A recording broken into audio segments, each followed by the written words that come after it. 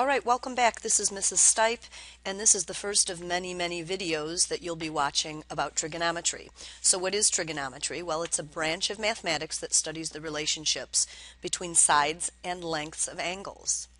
And you are really going to love this because there are so many applications to the real world. So let's get started.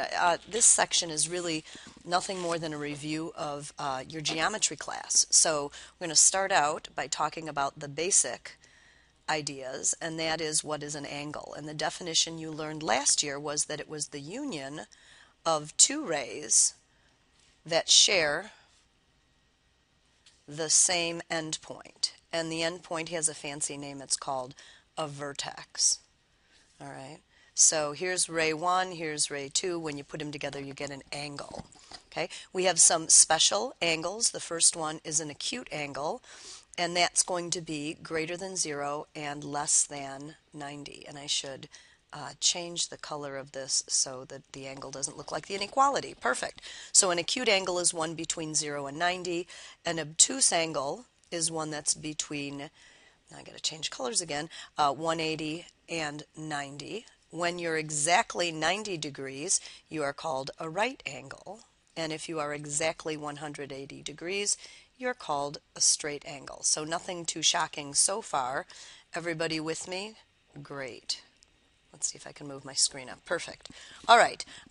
When two angles add together to equal 90 degrees, so if two angles add to 90 degrees, we call them complementary. Okay. And if they add to 180 degrees, we call them supplementary. Great. And then anytime we have a triangle, right, no matter what the shape of the triangle, it might be a right angle, might be an obtuse triangle, any of those, the sum of three interior, you probably remember what those are, angles is always equal to 180 in a triangle. All right, so we use in trigonometry a lot the Pythagorean theorem, and so just as a review, Pythagorean theorem is in a right triangle where the legs are a and b and the hypotenuse, the longest side, is c. We remember that a squared plus b squared equals c squared, and we're going to use that over and over again to find missing sides. So let's go ahead and do a real quick Pythagorean theorem here. Let's say a is 2 and b is 6, and we want to find c. So 2 squared plus 6 squared equals c squared. So 40 equals c squared. Now we will not leave this as 40. We will go ahead and change that to 2 root 10. So you'll be doing a lot of simplifying radicals. The other thing I want you to notice is usually when we get an equation like this, we always would say plus or minus. Remember that in the first semester? Because these are sides of a triangle, we're not ever going to have with the Pythagorean theorem, I should stop here and say, when it's a triangle like this, I can see there won't be a negative side. Later on, we will find that our side measures can be negative. Okay, didn't mean to be confusing there. So for right now, Pythagorean theorem, we don't have the plus or minus. All right, here we go. Now we just need to talk about special right triangles. And so I know that in your geometry class, you spent a lot of time developing them, okay? And just as a reminder, there are two of them. One is the 30, 60, 90 degrees. Oh, that looks terrible. 90 degree triangle. And the other is the 45, 45, 90, also called the isosceles right triangle. Okay, so I'm hoping you still remember the measurements. I just want to do a real quick development of the measurements so you do remember them. With the 30, 60, 90, it starts out with an equilateral triangle where everything is 60. And in geometry, you learned that if you dropped the altitude, that it cut it right in half. So let's go ahead and just say this is 8, this is 8. Now this becomes 4 and 4.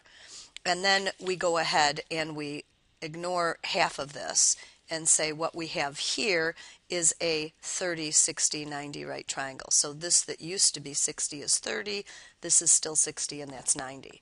So we know two of the sides, and if we do the Pythagorean theorem, 8 squared minus 4 squared gives me 48, and the square root of 48 turns out to be 4 root 3. All right? And so I think probably in your class you did a bunch of these with numbers and you said, wait a minute, whenever we have a 30, 60, 90 right triangle, the side opposite the 30 we call x, the side opposite the right angle is always twice that, and then the side opposite the 60 is whatever that x is times root 3.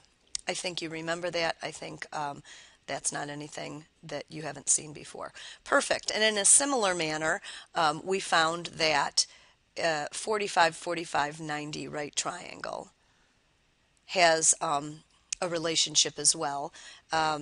When we have an isosceles right triangle, whatever the measure of one of the legs, the other leg is the same. And then if you do the Pythagorean theorem, you find that the hypotenuse is always x root 2. All right. Why these are special is that in every other right triangle, like if I have just weird angles here, like 53, and this would be 27, right?